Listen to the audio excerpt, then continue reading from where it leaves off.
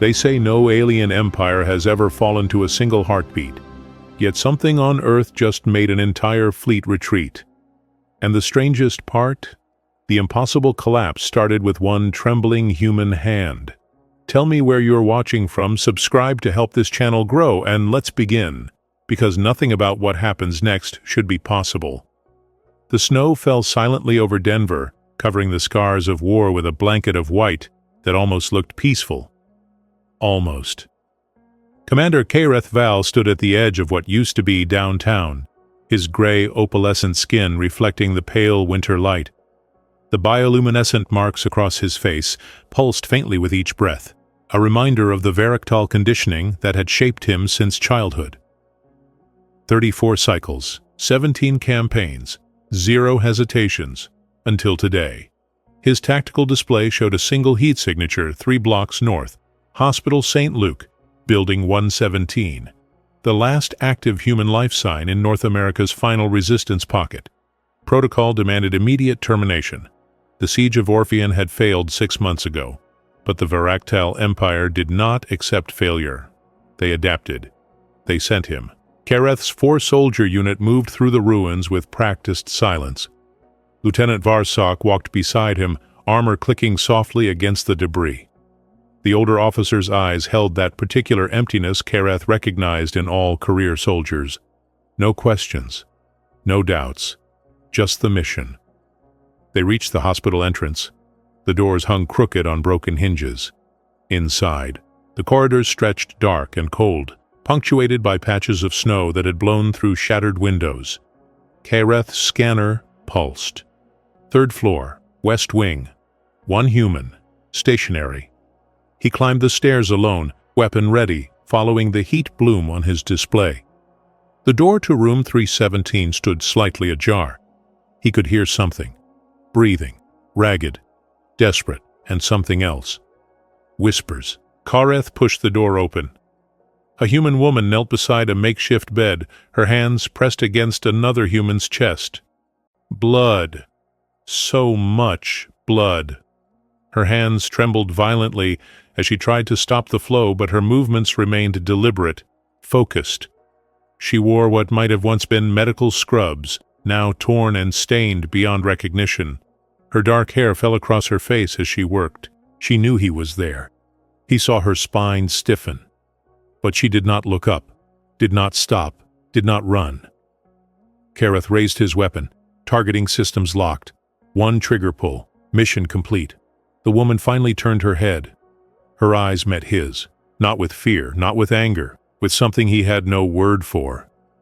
"If you're going to kill someone," she said, her voice rough with exhaustion, "start with me. But let him breathe."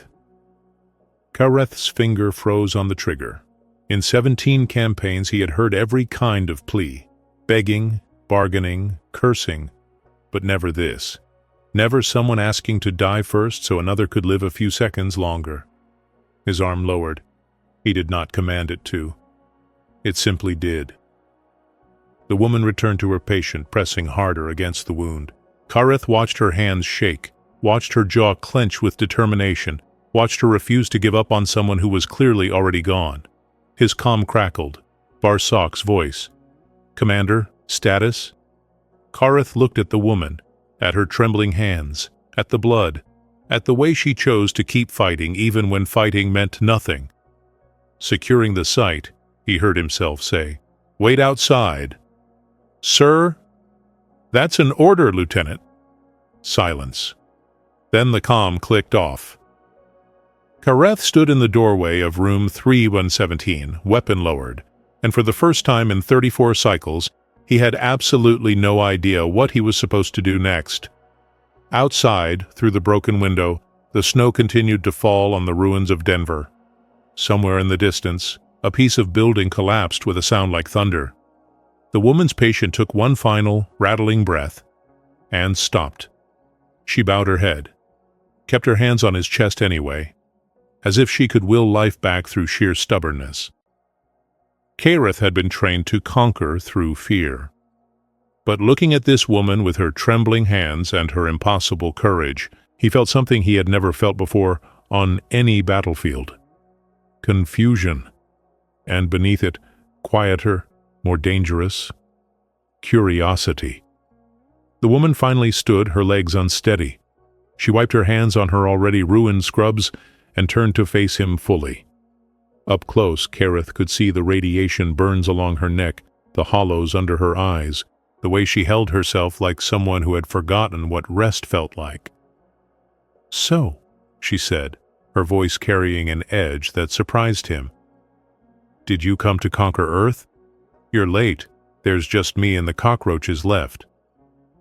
Kareth studied her. His training had covered interrogation techniques for every known species. Humans were classified as emotionally volatile, prone to deception, dangerous when cornered. This one seemed to be all of those things, and none of them simultaneously. "I am Commander Kareth Val," he said, the formal introduction automatic. "You are under Varictal jurisdiction. Identify yourself." Sarah Mendoza, nurse, volunteer, and apparently the last idiot in Denver. She gestured around the ruined hospital room. "Welcome to my kingdom. Would you like a tour? The basement has a lovely collection of frozen corpses, and the cafeteria serves an excellent menu of absolutely nothing." Kareth's grip tightened on his weapon. This was not how conquered populations behaved. "You mock your situation." "What else am I supposed to do, cry?" She turned away from him, moving to a corner where various salvaged medical supplies lay scattered. "I ran out of tears 3 months ago." She knelt by a piece of equipment he did not recognize. Old human technology, pre-war. Her hands moved over it with practiced familiarity, despite their constant trembling.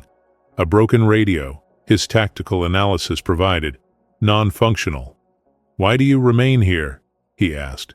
"Evacuation protocols were issued 6 months ago." Sarah laughed. It was not a happy sound. "Someone had to stay with the patients. Turns out I was the only someone dumb enough to volunteer." She glanced back at him. "What about you? Why did you come here?" "To complete my mission." "Which is?" "None of your concern." "Right, secret alien business. Got it." She turned back to the radio, pulling a piece of wire from her pocket. "Are all Varictal this chatty? Or did I just get lucky?" Kareth found himself stepping closer, curiosity overriding protocol. He watched her hands work, connecting circuits with a logic that seemed chaotic but somehow functional, inefficient but effective. "What is that device?" "Old ham radio. Been trying to fix it for weeks. If I can get it working, I might be able to send an SOS." She paused, then added with that same bitter humor, "Not that anyone's listening anymore." "That is hope," Kareth said, testing the word. "A human emotional concept, irrational belief in positive outcomes despite evidence to the contrary." Sarah stopped working, looked at him, really looked at him. "Yeah, that's one way to put it. Another way is that it's what keeps us breathing when breathing is all we have left." Something in her words resonated in a place Kareth did not know he had. He touched the medals on his chest. 16 campaign honors, proof of his value to the Empire. He felt nothing looking at them. He never had. "Your species is inefficient," he said, but the certainty in his voice had wavered. "And yours is what? Perfect?" Sarah coughed suddenly. Once. Twice. She turned her head, hiding her mouth in her sleeve. When she pulled her hand away, Kareth's enhanced vision caught the dark stain on the fabric. "Blood." "You are injured," he stated. "I'm fine." "That is a lie." "Yeah, it is." She met his eyes with a defiance that should have annoyed him, but instead sparked something like respect. "But what are you going to do about it? Kill me faster?" Before Kareth could respond, the patient on the bed made a sound. Not breathing, just air escaping. Final biology. Sarah moved to the body immediately, her expression shifting from sarcasm to something gentle. She closed the man's eyes with those trembling fingers. Whispered something Kareth's translator could not catch. Then she did something that stopped Kareth completely. She cried, silently, no sound, just tears running down her cheeks as she held a dead man's hand. Kareth had seen death on 17 worlds. He had caused most of it, but he had never seen anyone mourn. Variktal did not mourn. They calculated acceptable losses and moved forward. This woman was neither calculating nor moving. She was simply breaking in the quietest, most profound way possible. "Why do you do that?" he asked. Sarah looked up, tears still falling. "Do what?" "Express grief for someone who no longer exists. Because he existed once. Because he mattered. Because someone should remember that Michael Chen was here. And he tried. And he fought. And he deserved better than dying alone in a frozen hospital room." Her voice cracked. "Because if nobody cries for the dead, then what's the point of any of us being alive?" Kareth stood in the doorway, commander of conquest, and had no response. Outside, the wind picked up.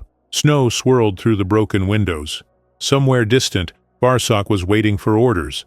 And for the first time since his conditioning began 34 cycles ago, Kareth Val wondered if maybe the Variktal Empire had been teaching him the wrong lessons all along. Kareth watched as Sarah pulled a piece of chalk from her pocket. Chalk. Such primitive technology. She walked to the wall where dozens of names were already written. Some faded, some fresh. With careful strokes, she added a new one. Michael Chen, 1989, 2529. Loved father. Tried until the end. "A memorial wall," Kareth observed. "You mark every death." "Everyone I can." Sarah touched the wall gently, fingers tracing over names. Someone should remember them. Why? It was not a challenge. It was a genuine question. They served no tactical purpose. The dead cannot help you survive. Sarah turned to face him, and the look in her eyes was something between pity and anger. "Is that what you think life is? Tactical purposes? Survival calculations?" She shook her head. "He mattered because he mattered to me. Because when I was scared and alone and ready to give up, he told me jokes. Terrible jokes. The kind that make you groan. But they made me laugh anyway." Her voice softened. "That matters. He matters. They all matter." Kareth felt something uncomfortable twist in his chest.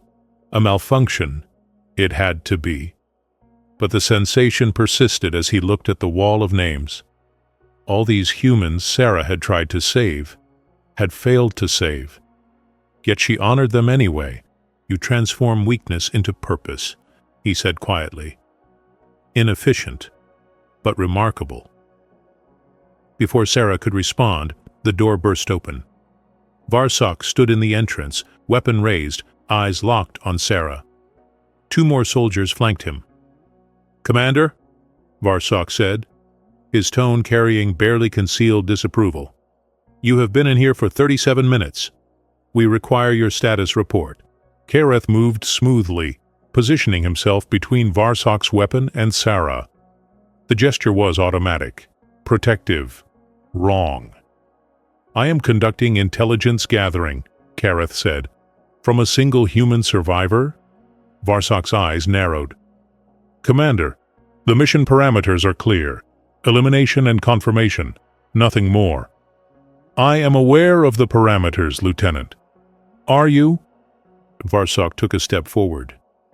"Because from where I stand, it appears you are compromising mission integrity for conversation with a primitive." Sarah spoke up, her voice cutting through the tension. "Hey, primitive here has a name, and I'm standing right here, so maybe try whispering your genocidal plans a little quieter." Varsock's attention snapped to her. "You dare speak to a Variktal officer?" "I dare do a lot of things. Comes with having nothing left to lose." Sarah crossed her arms despite the obvious pain it caused her. "So, what now? You going to shoot me? Or is your boss going to keep pretending he's here for intelligence?" The moment stretched. Kareth could feel Varsock's judgment, could sense his unit losing confidence in their commander. Protocol dictated he terminate Sarah immediately to reassert authority. Instead, he said, "Lieutenant Varsok, resume perimeter security. I will complete the assessment and report directly to command." "Commander, I must protest. The Empire does not negotiate with—" "That is an order, Lieutenant." Varsok's jaw clenched, but military discipline held. He saluted, sharp and precise, and full of disapproval. "Yes, Commander. We will be waiting, outside." The emphasis on the last word was clear. He backed out, soldiers following, door closing behind them. Sarah let out a breath she had been holding. So, that seemed tense. Is he always that much fun at parties? Kareth found himself almost smiling. Almost. Varsok is a career officer. He follows protocol without deviation. And you don't? I did not. Until today. Kareth looked at her. Why are you not afraid of me? Who says I'm not? Sarah moved back to her medical supplies, started sorting through them. I'm terrified. I'm just too tired to show it properly. She paused, holding up a small bottle filled with green liquid. You asked why I stay. Truth is, I stay because someone has to. Because these people needed help. Because running felt like giving up. She looked at him. You got family, Commander? The question hit like a physical blow. Family. The word triggered something. A memory fragment. A woman's voice singing, warmth, safety. Then nothing. Static. Blank space where something important should have been. I do not remember, Kareth heard himself say. You don't remember if you have family? Baraktal soldiers undergo conditioning. Personal attachments are inefficient. Memories of biological origin are suppressed to ensure loyalty to the Empire. He recited it like doctrine, because it was doctrine. Sarah stared at him, horror and compassion warring in her expression. They took your family from you, your memories. They optimized us for service. They broke you. Sarah's hands clenched. They took away the things that make life worth living and called it optimization. Kareth had never questioned it, never thought to. But standing in this ruined hospital, watching this woman who mourned strangers and wrote names on walls, he felt that uncomfortable sensation in his chest intensify. My mother, he said suddenly.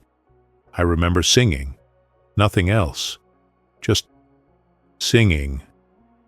Sarah's expression softened. She stepped closer, cautious but deliberate. What's your mother's name? I do not know. Then we'll make one up. Just for tonight. She thought for a moment. How about Alia? It means sky in some human languages. Your marks glow like stars. Seems fitting. Alia. The name settled into the empty space where memory should have been. Not real, but something. Thank you, Kareth said, and meant it. Sarah smiled. Small, sad, understanding. You're welcome. Then she collapsed. Kareth caught her before she hit the ground. Her skin burned with fever. The radiation damage, the infection, the exhaustion, all of it catching up at once. He carried her to the bed, laid her down with a gentleness that surprised him. Her breathing was shallow, rapid. She needed medical attention, real medical attention. Kareth activated his medical scanner. The readings were worse than he thought. Without intervention, she had perhaps 72 hours. Maybe less. He looked at his hands, designed for war, trained for killing, now holding a dying woman who had taught him that some things mattered more than tactical efficiency. Outside, Varsok was waiting, expecting confirmation of mission completion. Kareth touched Sarah's forehead, felt the heat, made a decision. For the first time in 34 cycles, Kareth Val chose to disobey direct orders. He activated his medical kit. The Varactyl medical nanogel worked quickly, seeping into Sarah's lungs, targeting the radiation damage with precision human medicine could never match. Kareth monitored her vitals on his scanner, watching the fever gradually break. She would live, for now. He sat back against the wall, weapon across his lap, watching her sleep, guarding. When had he become a guardian instead of a conqueror? Morning light crept through the broken windows, pale and cold. Sarah stirred, opened her eyes, took a moment to focus. When she saw him still there, something like relief crossed her face. "You stayed," she said, voice hoarse. "Someone had to," he replied, echoing her earlier words, "in case you woke up needing tactical advice." Sarah almost laughed. Almost. "Did you just make a joke?" "I am uncertain. Human humor is classified as inefficient communication." "Yeah, well, inefficiency is kind of our thing." She sat up slowly, touching her chest. "What did you do?" "I feel better. Not great, but better. Varactile medical intervention, temporary but effective." "Why?" Kareth had no good answer, no tactical justification. Just that seeing her collapse had triggered something in him he could not name. So he said nothing. Sarah nodded, as if his silence explained everything. "Thank you." They sat in companionable quiet for several minutes. Then Kareth stood, restless. "I will search for supplies. Remain here." "Yes, Commander," Sarah said with gentle mockery. But she did not argue. Kareth moved through the hospital corridors, his scanner painting the architecture in tactical overlays. Most rooms were empty, some contained bodies, frozen and still. He marked their locations for Sarah's wall. In the basement, his scanner caught something unexpected. A heat signature, small, elevated heart rate. Living. He approached carefully, weapon ready. Behind a collapsed shelf, huddled in a space barely large enough for a child, he found exactly that. A boy, maybe 7 years, human, filthy, terrified, clutching a stuffed animal that had seen better days. The child's eyes went wide. He screamed, "Monster! Monster!" Kareth froze. He had been called many things. Warrior, commander, killer, but never monster. Not like this, not with such pure, simple fear. The boy scrambled backward, hitting the wall, nowhere left to run. Kareth could see his whole body shaking, could smell the fear, could hear Sarah's footsteps thundering down the stairs. She burst into the basement, saw the standoff, immediately positioned herself between them. "Noah?" she said, her voice warm despite her breathlessness. "Noah, it's okay. He's not going to hurt you." "He's one of them! The ones who came! The ones who—" The boy's voice broke. I know what he is." Sarah knelt slowly, putting herself at Noah's level. "But this one is different. This one stayed. This one helped me when he could have hurt me." She extended her hand. "Come here, sweetie, please." Noah hesitated, looked at Kareth, back to Sarah. Then, with the trust only children possess, he launched himself into her arms. She caught him, held him, whispered reassurances Kareth could not hear. Over Noah's head, Sarah looked at Kareth. Her expression was complicated, grateful, worried, determined. "Noah," she said gently, "this is Commander Kareth. He's the man who hasn't learned what a hug is yet." Kareth processed that statement. "I understand the concept of human physical comfort gestures. They serve bonding purposes in social species." "That's not what I said," Sarah replied. "I said you haven't learned what one is. There's a difference between understanding something and experiencing it." Noah pulled back from Sarah, studying Kareth with the brutal honesty of children. "You look scary," he said. "But Sarah likes you, so maybe you're okay?" "I am not certain," Kareth admitted. "Your assessment is welcome." And then Noah did something Kareth never anticipated. The boy walked over, slowly, and wrapped his small arms around Kareth's leg.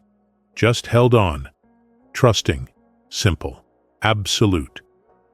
Kareth stopped breathing. He had been trained to withstand torture, combat, psychological warfare.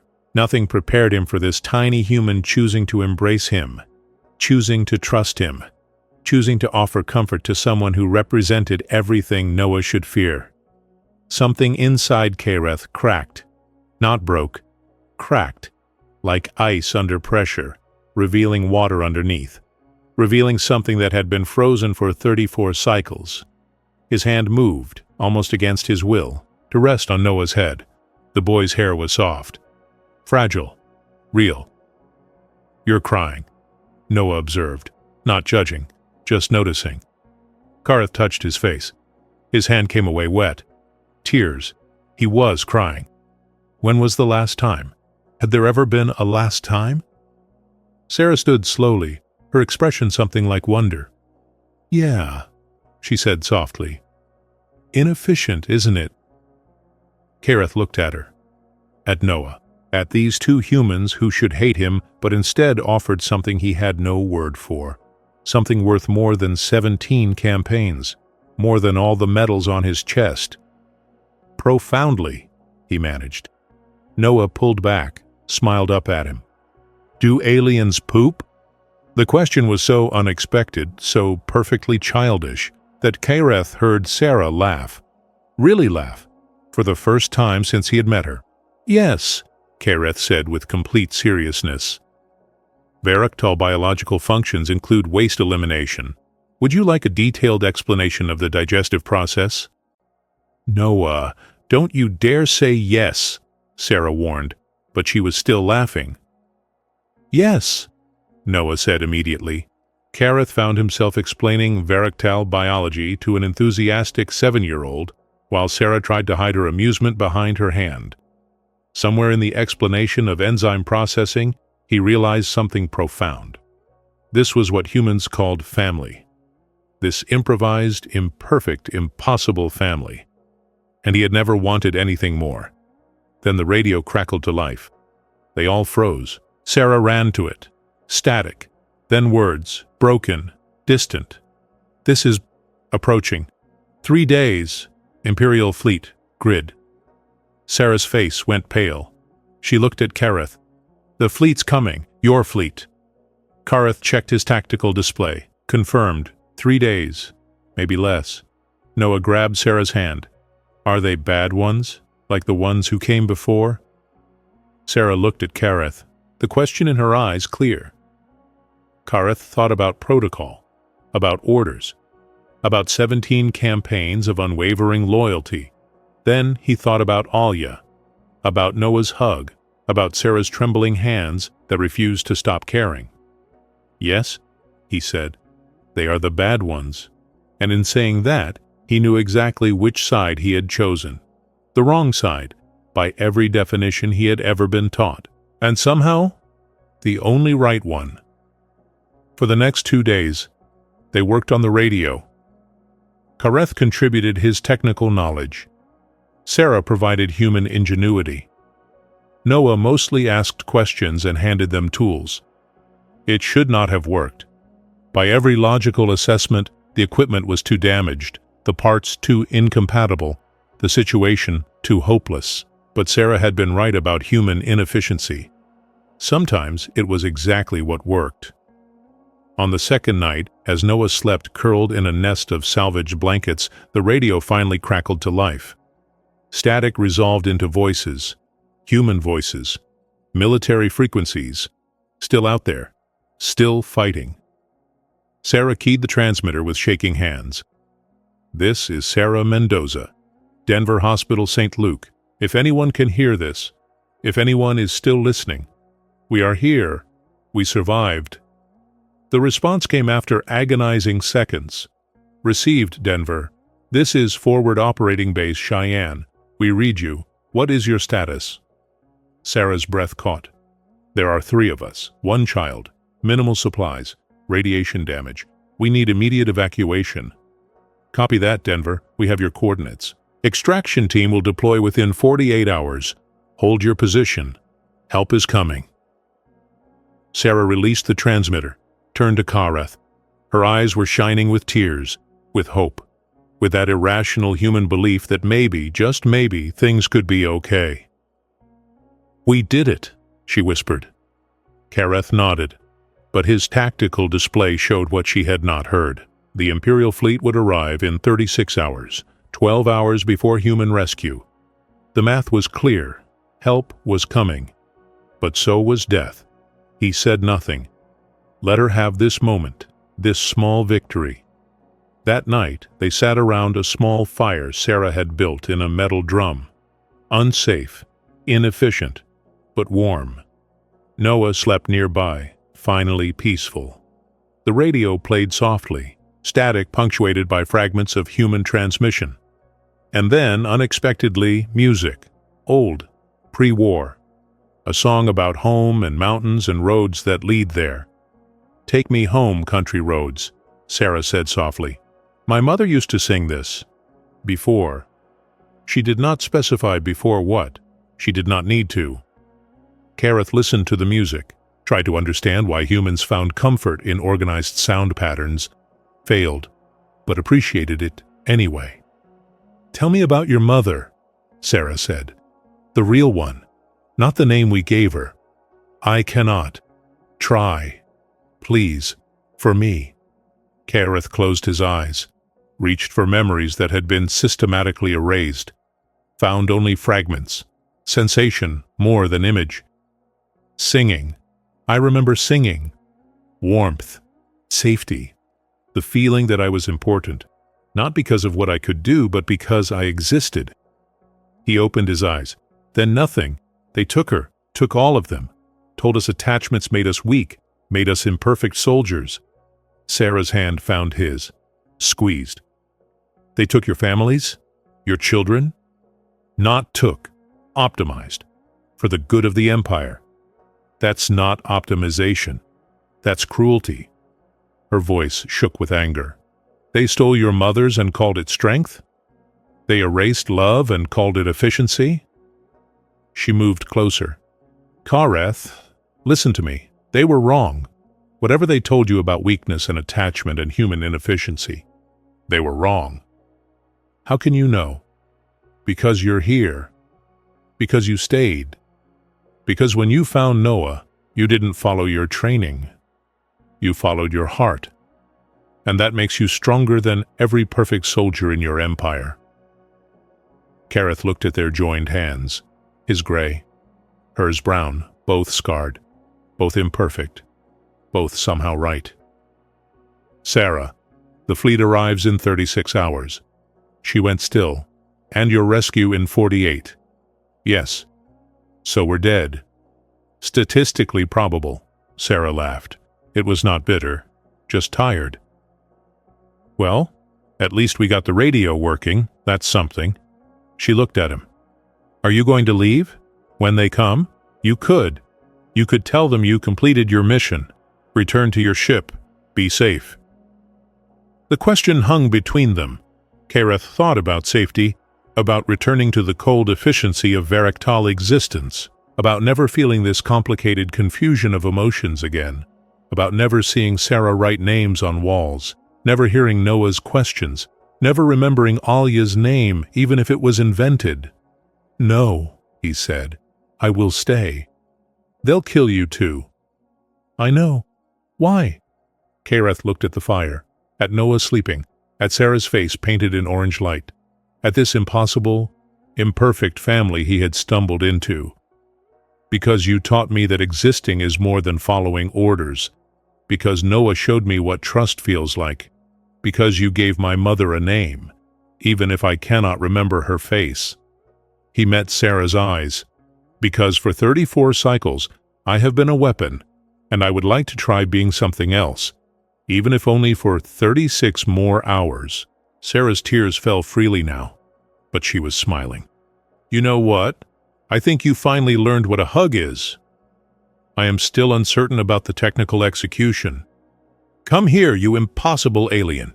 Sarah pulled him into her arms, and Kareth, commander of the Varactal Empire, heir to a dynasty of conquerors, trained to feel nothing, learned what humans had known all along. Sometimes the strongest thing you can do is admit you need someone. Somewhere in orbit, his comm device beeped. Varsok's voice, cold, certain. "Commander, I have been monitoring your position. I have heard your conversations. I am forced to conclude that you have failed your mission, failed your training, failed the Empire. When the fleet arrives, I will personally see to your correction." Kareth looked at Sarah, at Noah, at the names on the wall. He activated his comm one last time. Lieutenant Varsock, you are correct. I failed to be the weapon you wanted me to be. Thank you for that failure. It taught me how to be something better. Commander Kareth Val, signing off. He crushed the device. 36 hours until the fleet. 36 hours to be human. It would have to be enough. They had 28 hours left when Varsock came back. Not alone. 4 soldiers, all armed, all wearing the same expression of cold certainty Kareth recognized from 1,000 briefings. The expression that said someone had been judged and found wanting. Noah saw them first, started to scream. Sarah pulled him close, backing toward the wall where all those names were written. Kareth stepped forward, positioning himself between them and his former unit. "Lieutenant," he said calmly, "you are early. The fleet moved up its schedule. We arrive in 16 hours. Varsock's weapon was not yet raised, but his hand rested on it. Ready. Stand aside, Commander. This does not have to involve you. Everything involving them involves me. That is precisely the problem. Varsock moved into the room, soldiers fanning out around him. Do you know what this mission really was, Kareth? It was not conquest. It was a test, your test. Kareth felt something cold settle in his chest. Explain. You are heir to the Val dynasty. 17 campaigns, 0 failures. The High Command questioned whether you were truly committed, whether your bloodline made you soft, so they gave you the simplest mission. 1 human, 1 hospital, 1 opportunity to prove you were more than your ancestors' weakness. Varsock's expression did not change. You failed. Sarah spoke up, voice steady despite her obvious fear. So all of this was what? Some kind of sick loyalty test. Efficiency assessment, Varsock corrected, which the commander failed spectacularly. He finally raised his weapon, pointed it at Sarah. Step away from the primitives, Kareth, or I will correct your mistake for you.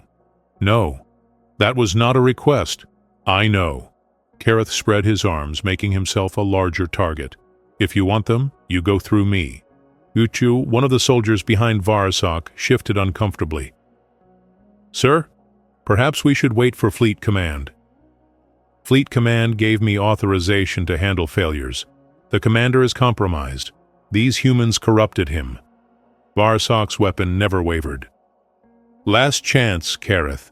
Remember your training. Remember your duty. Step aside. Kareth thought about his training, about 17 campaigns of efficient killing, about the medals on his chest that suddenly felt like chains, about Alia, about Noah's hug, about Sarah's trembling hands. I remember, he said quietly. I remember all of it, and I choose to forget. Varsock's finger moved toward the trigger. Sarah lunged forward, directly into the line of fire. No! She screamed.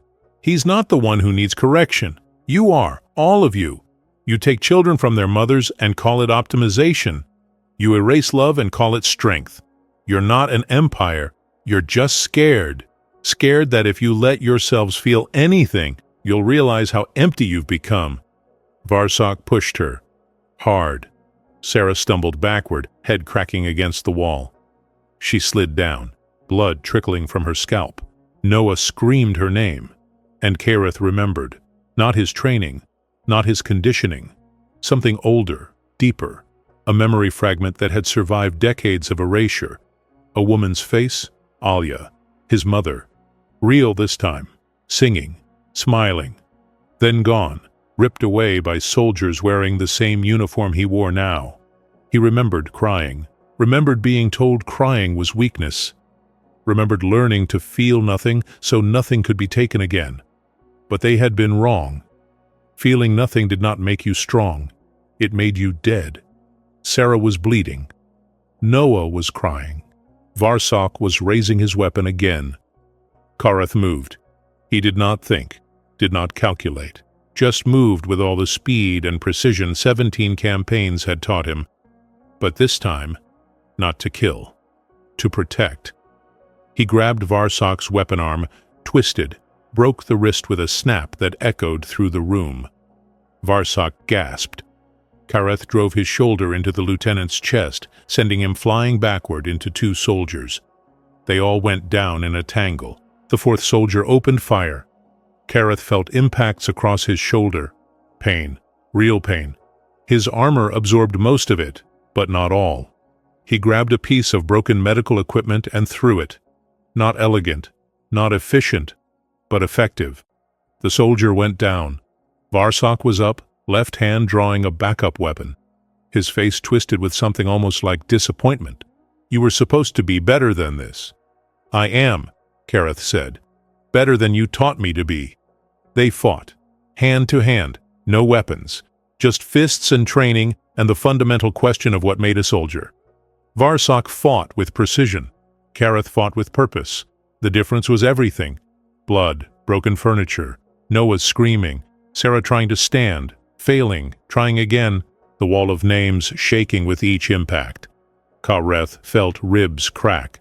Varsok's or his own did not matter. He kept fighting, kept moving, kept remembering that somewhere in this terrible empire there was a woman named Alia who had loved him, who had wanted better for him than this. Final blow. Varsok went down, did not get up. The other soldiers backed away. One dropped his weapon entirely.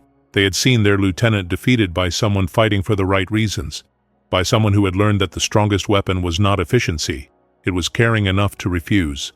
Kareth stumbled to Sarah, knelt beside her. His hands shook. Blood dripped from his armor onto the floor.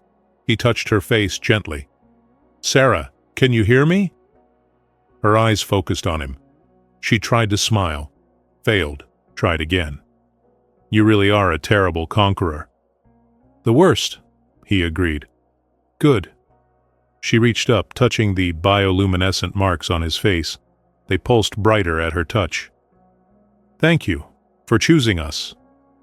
Kareth looked at Varsok lying unconscious, at the soldiers who had served with him, at everything he had been and everything he was choosing to become.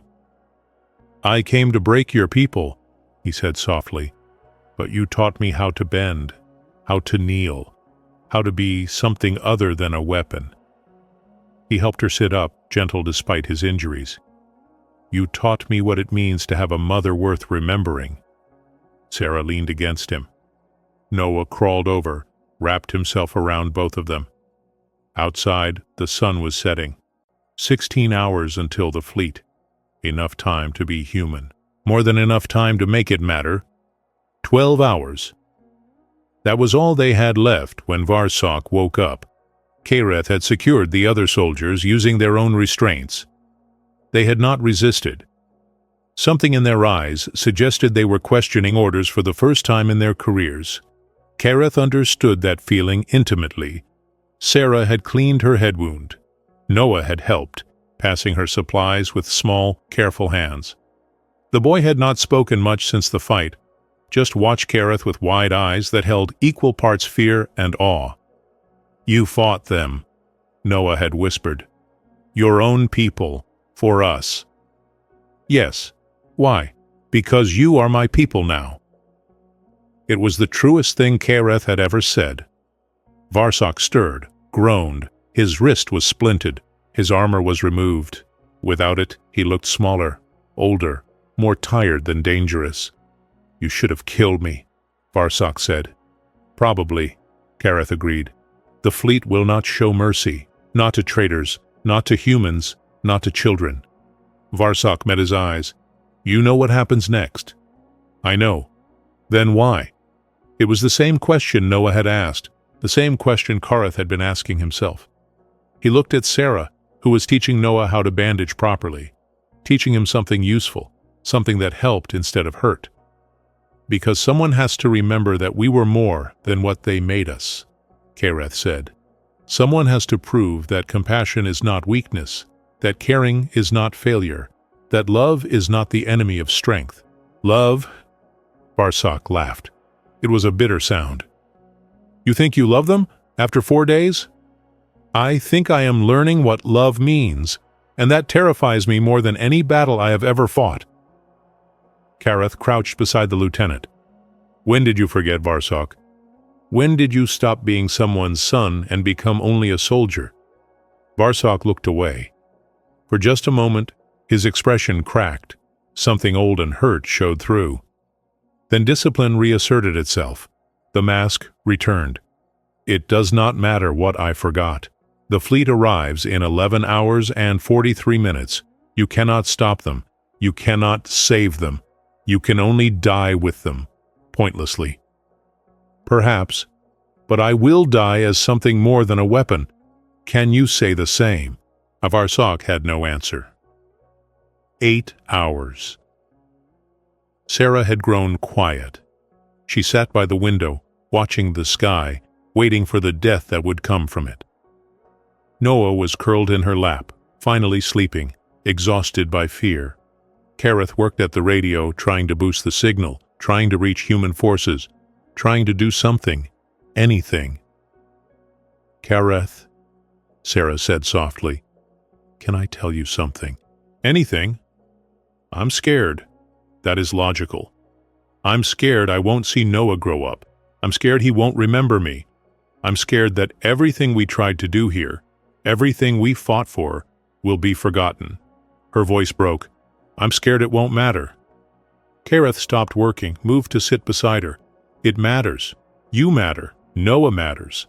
Every name on that wall matters. The fleet cannot take that away." "They can take our lives." "Yes, but they cannot take what we chose to do with them." He gestured at the hospital.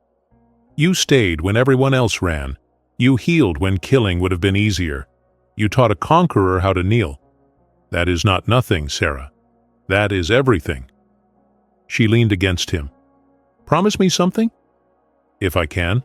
If you survive this, if somehow you make it, and we don't, promise me you'll tell people. Tell them about the nurse who stayed, about the boy who trusted an alien, about the day the Empire learned that humans don't break the way they think we do." "I promise." "Liar." She smiled through tears. "You're staying. You're going to die here with us, because that's what you do now. You stay." "Yes." "Idiot." "Yes." They sat together as time ran out. Noah woke briefly, mumbled something about being hungry. Sarah had no food to give him. Kareth shared his emergency rations, military grade, tasteless. Noah made a face but ate anyway. Children were resilient that way. 4 hours. The radio crackled. Human military frequency. "Denver, this is Cheyenne Actual. We have fast movers inbound to your position. ETA 6 hours. Repeat, extraction in 6 hours. Hold your position." 6 hours. They had 6 hours of rescue coming, and 4 hours until the fleet arrived. The math was cruel, but the math had always been cruel. Kareth stood, checked his weapon. It had limited charge left, enough for one fight. Maybe, if he was very lucky and very good and very willing to die. He was all three. "Stay here," he told Sarah. "Keep Noah safe. When the fleet comes, I will buy you time." "How much time?" "As much as my life can purchase." "That's not enough." "No, but it is what I have." Sarah grabbed his arm, pulled him down to eye level, kissed his forehead, right over the bioluminescent marks. "Thank you for being the one who stayed. Thank you for teaching me that staying matters." 1 hour. Kareth stood at the hospital entrance, weapon ready, watching the sky. Behind him, Sarah and Noah waited. Varsok and the other soldiers were still secured. One of them, the young one who had hesitated to fight, had asked if he could help. Kareth had said no.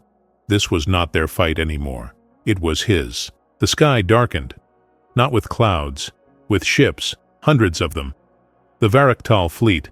Beautiful, deadly, efficient.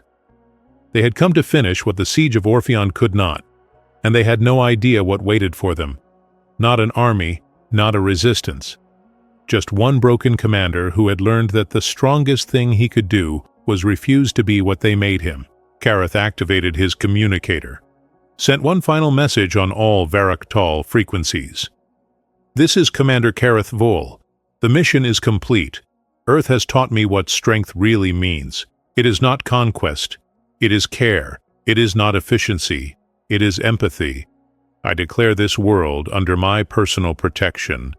Any who attempt to harm it will answer to me. Silence. Then laughter. Command frequency. Kareth Vale, you have been judged traitor. Prepare for immediate sanction. I have been preparing for 34 cycles, he said. Come teach me. The first dropship descended. Kareth raised his weapon, and behind him, Sarah grabbed the radio. This is Sarah Mendoza.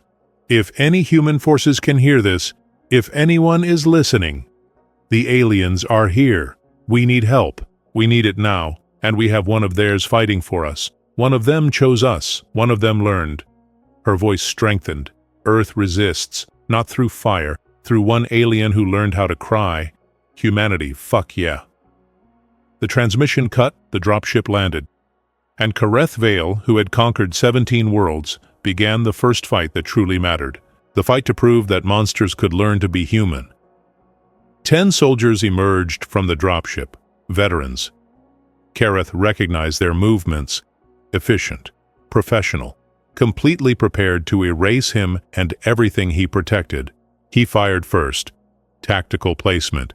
Disable, not kill. Force them to retreat. Buy time, seconds, minutes. Whatever he could steal from the inevitable. They returned fire. His shields absorbed the first wave, the second, the third cracked through. Pain blossomed across his ribs. He kept moving, kept fighting, kept remembering Sarah's hands and Noah's hug and Alya's name. Behind him, the hospital. Inside, everything that mattered. The soldiers advanced. Kareth fell back. Strategy, draw them in. Make them pay for every step. His weapon charge depleted. He threw it aside. Grabbed a piece of debris. Not elegant. Desperate. Human. It worked. One soldier went down. Then another. But there were too many. They knew it. He knew it. Math remained cruel. Then something unexpected happened. The young soldier Kareth had captured earlier. The one who had hesitated. He broke his restraints, grabbed a weapon, pointed it at the advancing troops. Stand down, the young soldier said. By order of... He did not finish. One of his own shot him. He fell. But he had bought seconds. Kareth used them. More dropships landed. Dozens. The fleet was committed. But they had made a mistake. They thought overwhelming force guaranteed victory. They did not understand that sometimes one person refusing to break mattered more than armies. Sarah appeared in the doorway. Kareth shouted for her to stay back. She ignored him. She was holding something, a medical cylinder, marked with text he recognized. Hail Protocol. She threw it. Hard. It landed in the midst of the advancing soldiers. Smoke. Thick. Choking. Not deadly. Just confusion. Just chaos. Just enough. Kareth grabbed her, pulled her back inside. What are you doing? What you taught me, she said, fighting back. Noah was there too, clutching that stuffed animal. Are we gonna die? Statistically probable, Kareth said. But not certain, Sarah added. Never certain. Outside the smoke cleared, the soldiers regrouped, prepared for final assault. Kareth checked his tactical display. 3 minutes until human extraction arrived.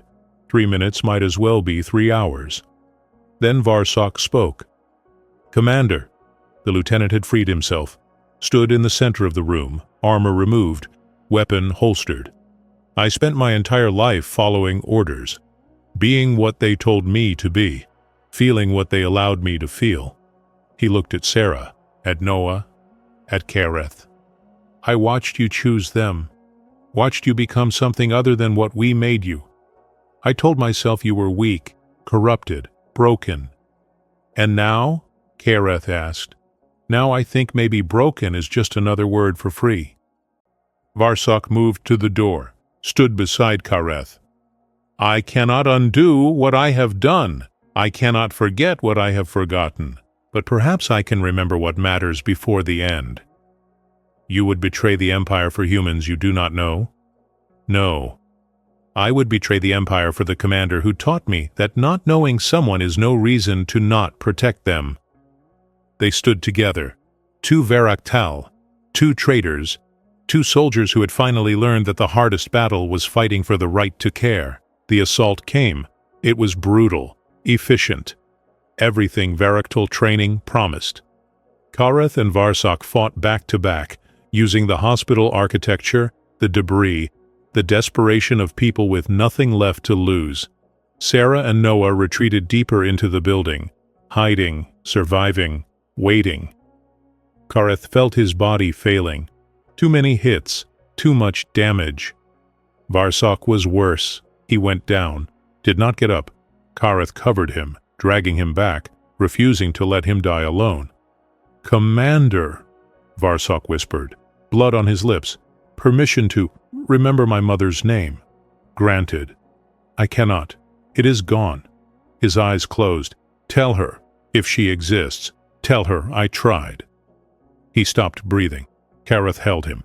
This man who had been his enemy, his judge, his executioner, and in the end, his brother.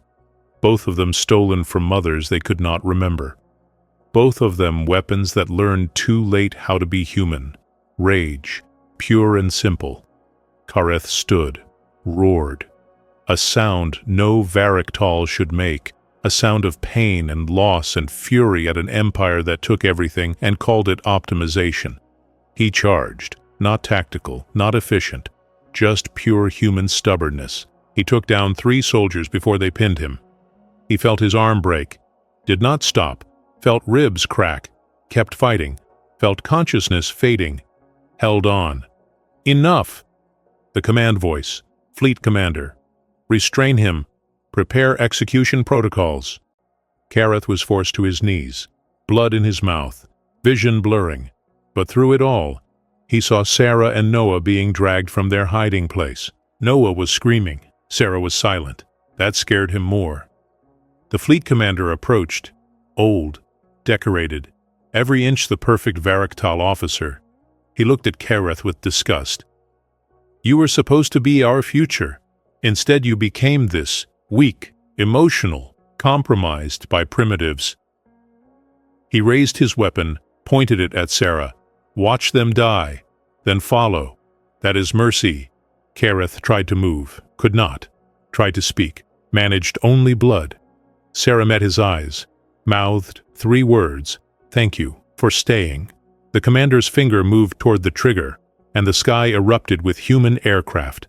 They came low, fast, angry, missiles screaming, guns blazing, the human cavalry arriving exactly on time to interrupt an execution.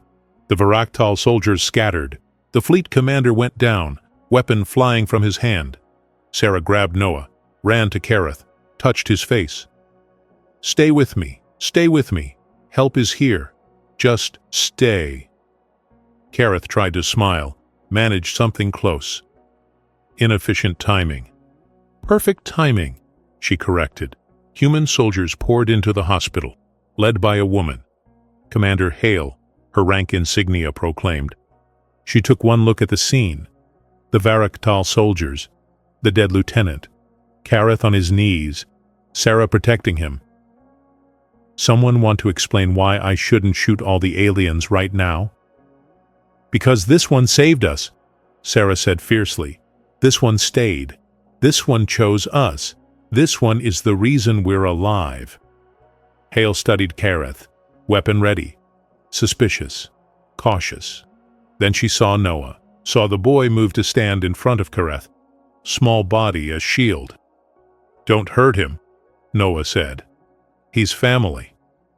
Those 2 words, "he's family," said with absolute conviction by a 7-year-old human who had every reason to hate anything Varactal. Hale lowered her weapon. "Get them medical attention, all of them. We sort out the politics later." As medics swarmed, as chaos resolved into rescue, Sarah stayed beside Kareth, held his hand. He looked at her through failing vision. "You taught me," he managed, "to kneel, not in defeat, in reverence. And you taught me," Sarah whispered back, "that even monsters can learn, that even empires can change. One person at a time." Kareth closed his eyes. The last thing he heard was Noah asking if aliens could eat ice cream. The last thing he felt was Sarah's trembling hands holding him together. The last thing he thought was that maybe, just maybe, dying for the right reasons was finally living for something real. Kareth woke to pain, which meant he was alive, which was unexpected. He opened his eyes.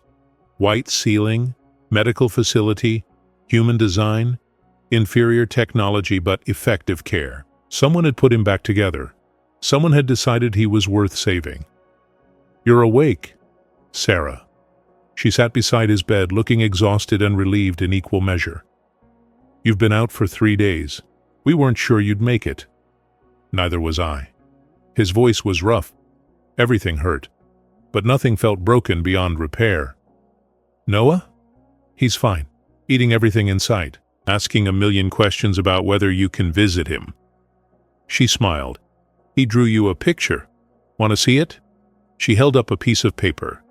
Crayon drawing. 3 figures.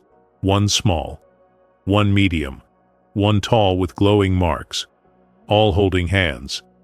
Above them, in careful child handwriting, "Family." Kareth felt something in his chest that had nothing to do with injuries. "I would like to keep that." "It's yours." She placed it in his hand. "He made me promise to give it to you when you woke up. He was very insistent that you needed to know you're invited to his birthday party next month. I will attempt to attend." They sat in comfortable silence. Outside the window, Kareth could see Denver, still damaged, still scarred, but rebuilding. Humans moving through streets, clearing debris, planting things. Hopeful, stubborn, inefficient, beautiful. "What happened?" he asked. "After I lost consciousness." The human forces secured the hospital. Most of the Varaktal soldiers surrendered. Some fought, some died. Sarah's expression grew sad.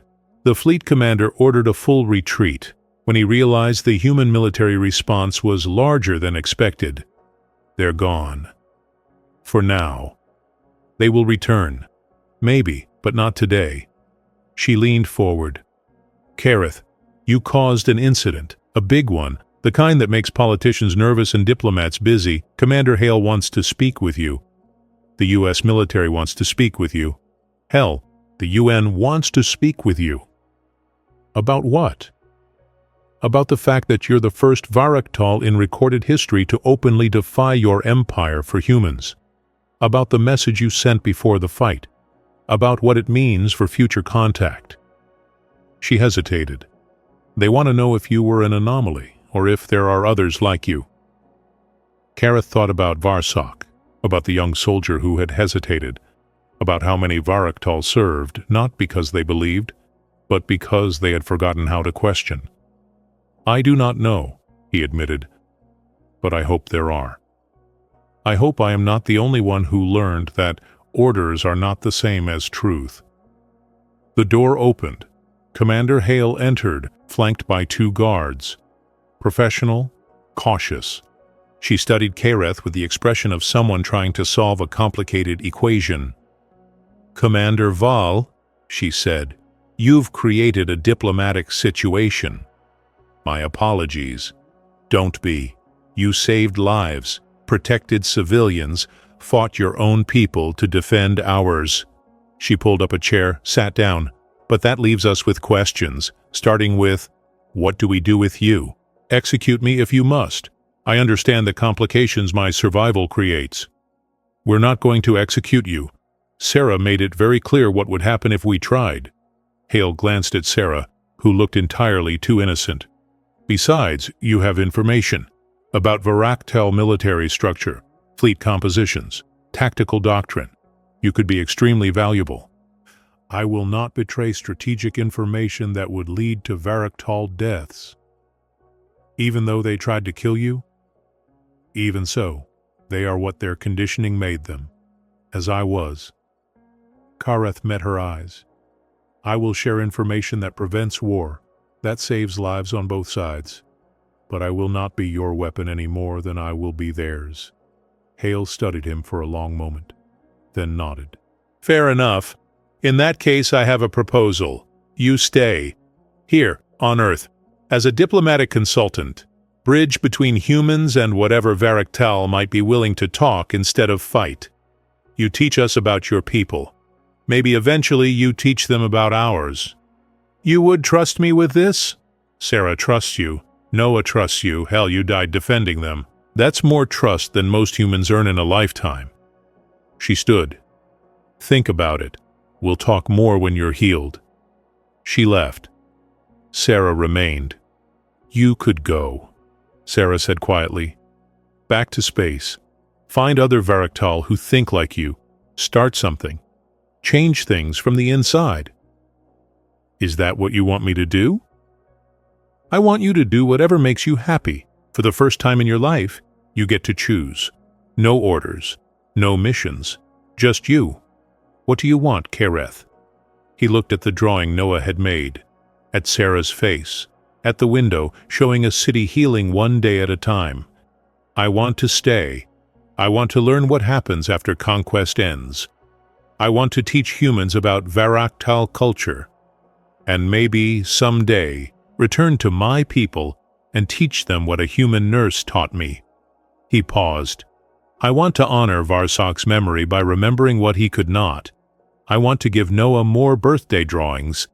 I want to help Sarah rebuild her hospital. That's a lot of wants for someone who was trained not to want anything.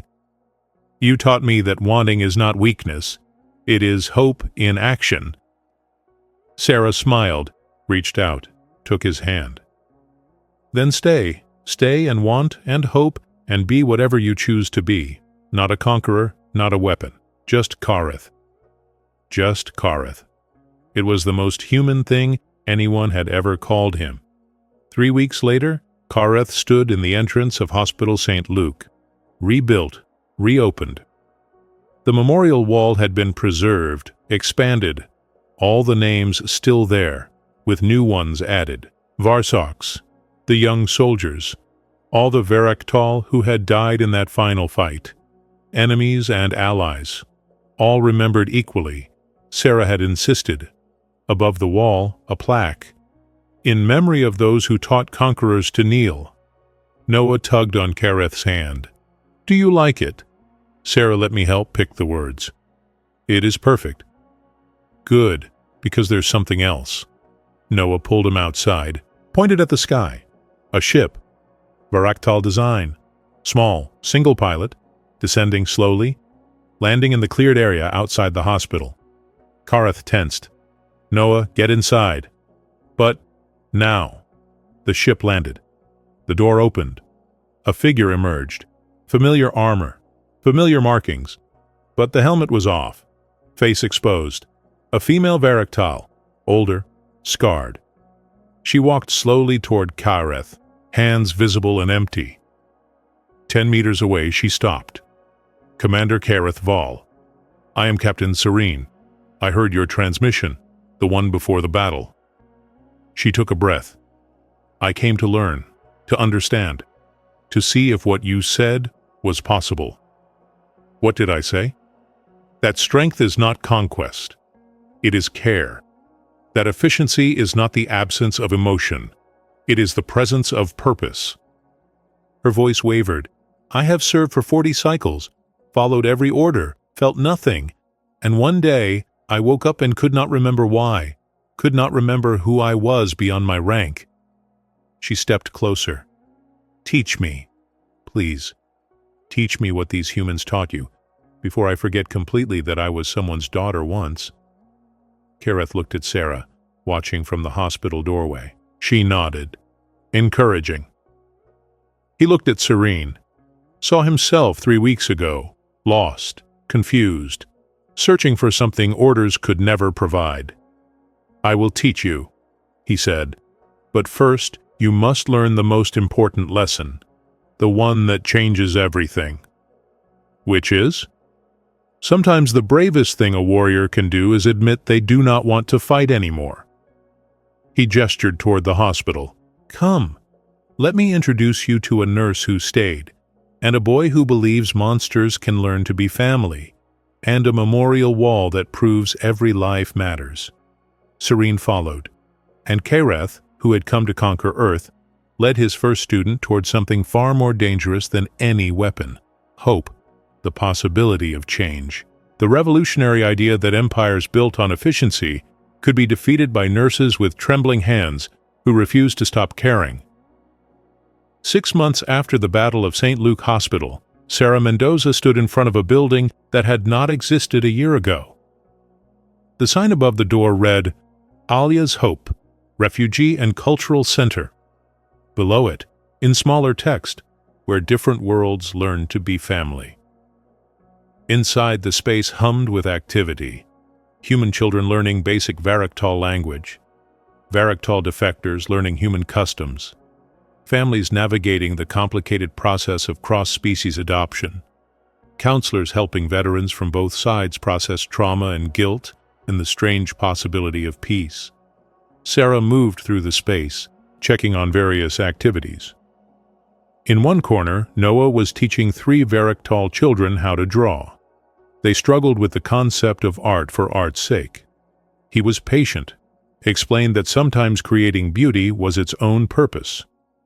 In another room, Kareth led a discussion group. 5 Varactal, all recent arrivals, all searching for the same thing Serene had found 6 months ago. A reason to stop being weapons. A way to remember they had been children once, with mothers who sang to them. Sarah watched through the window. Kareth had changed. His armor was gone, replaced by simple human clothing. The bioluminescent marks on his face still glowed, but softer now. Less like a warning, more like starlight. He noticed her, smiled. That still surprised her. How easily he smiled now. How much humanity he had learned from being around humans who cared. After the session ended, Kareth joined her in her office. It was small, but organized.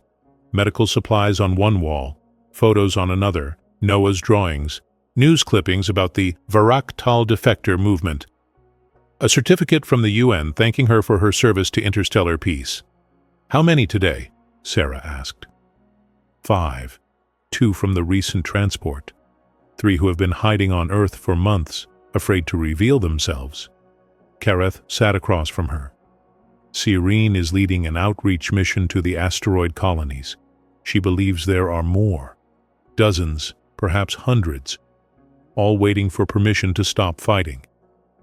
And the Empire? Watching, waiting, uncertain how to respond to defection that is not driven by fear, but by choice. He paused. Some in the high command want war. Others want negotiation. We have created chaos in their perfect system. Chaos driven by the most dangerous weapon humans possess. Which is? Compassion that asks for nothing in return. Sarah smiled. You're getting poetic in your old age. I am learning from my teacher. They sat in comfortable silence. 6 months.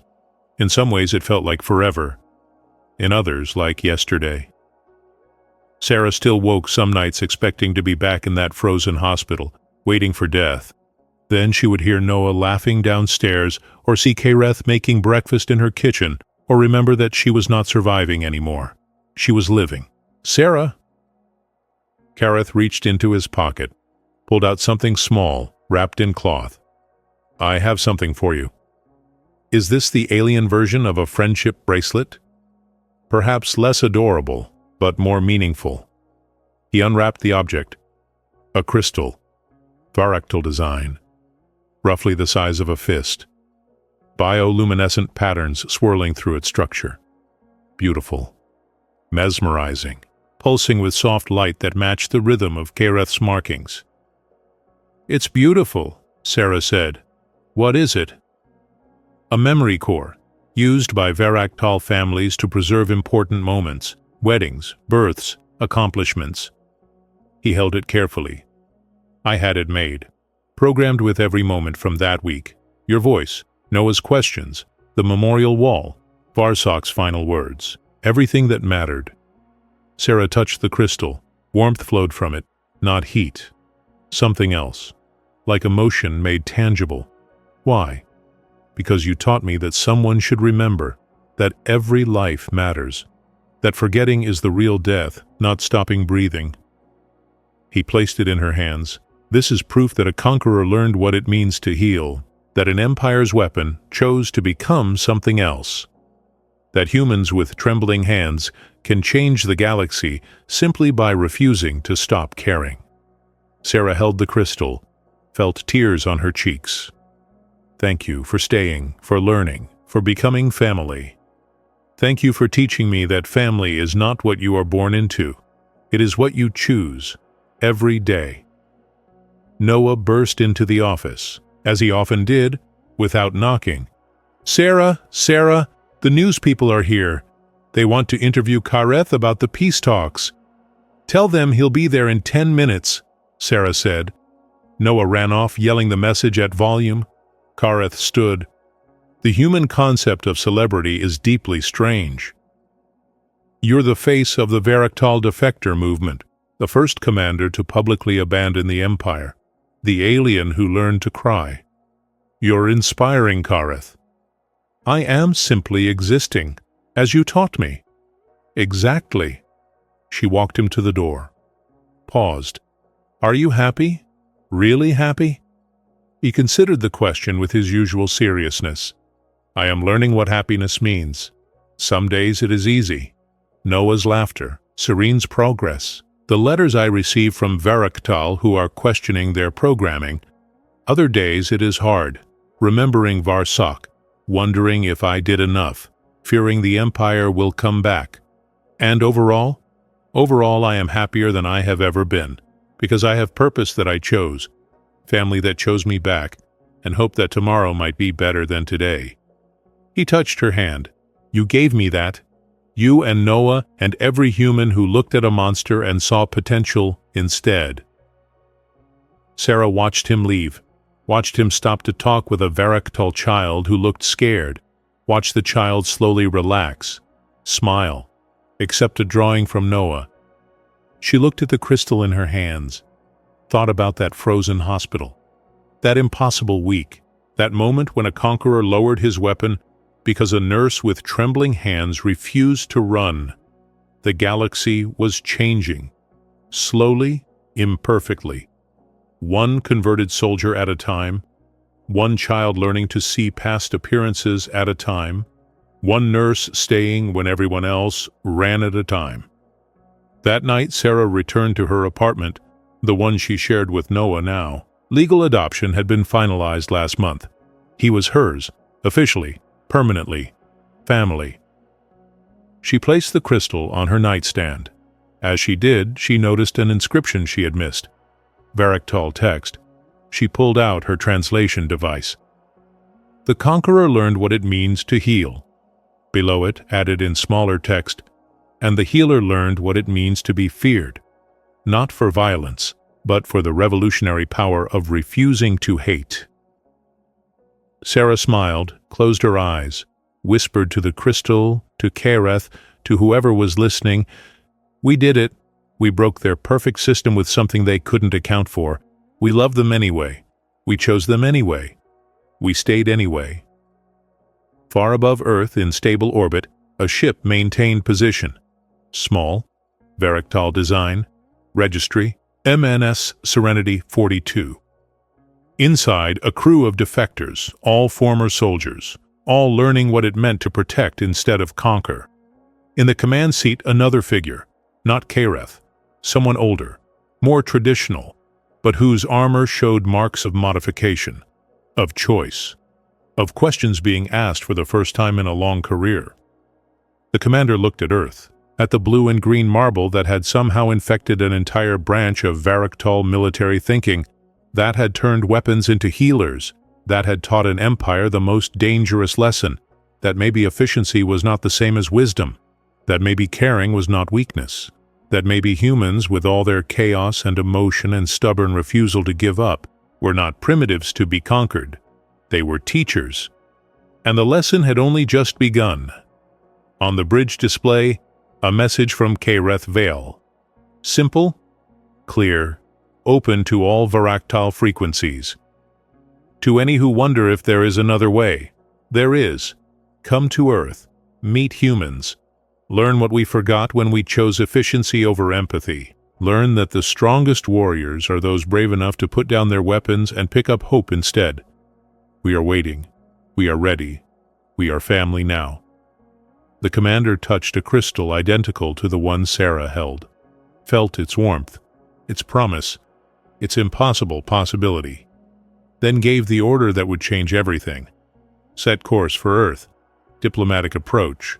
Let us learn what a nurse with trembling hands can teach soldiers who forgot how to feel. In Denver, in a refugee center named for a mother no one remembered but everyone honored, Sarah felt the crystal pulse. She smiled. Across the room, Kereth met her eyes, nodded. More were coming. More soldiers wanting to stop being weapons. More children wanting to learn that different did not mean enemy. More families being built from the wreckage of empires that thought conquest was the only way. Humanity had not won through superior firepower. They had won by being exactly who they were. Stubborn, caring, impossible, kind. They had won by refusing to let the galaxy make them less. And in doing so, they had shown an empire that there was something stronger than efficiency. There was love. There was family. There was hope.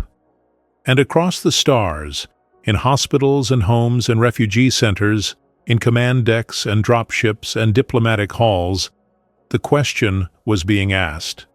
The same question Kereth had asked 6 months ago, when trembling hands refused to give up on a dying patient. Why? And the answer came back, quiet but certain, in a million different voices, speaking a million different languages, but all saying the same thing. Because someone has to care. Because someone has to stay. Because someone has to remember that before we were soldiers or nurses or conquerors or conquered, we were children who needed love. And maybe, just maybe, we can be that again. One trembling hand at a time, one alien learning to cry at a time, one family at a time, until the whole damn galaxy remembers what it means to be human, not in biology, but in spirit, in choice, in the revolutionary act of refusing to be what empires demand, and choosing instead to be what hearts remember. Humanity. Fuck yeah. In the end, Kereth's story reminded us of a truth humans keep rediscovering. Sometimes the smallest, most trembling act of care is enough to sabotage an empire. You don't need perfect courage to change a world. Just the stubborn willingness to stay when running away would be easier. And now, your turn. If you lived in a universe where compassion could turn weapons into guardians, what part of yourself would you want to unlearn, and what part would you dare to remember? If loyalty and conditioning shaped you your whole life, what tiny human gesture could break your programming?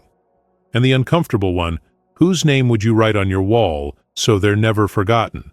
If you made it this far, write Tremble in the comments so I know you stayed to the end of the fight. Tell me where on this noisy little planet you're watching from. Hit subscribe so you stay in this strange family we're building. Drop a like to tell the algorithm you're not a varactile drone. Hype this story up and share it with someone who still believes empires don't change. And when the card pops up on your screen, go watch the next video. The galaxy's not done teaching us yet,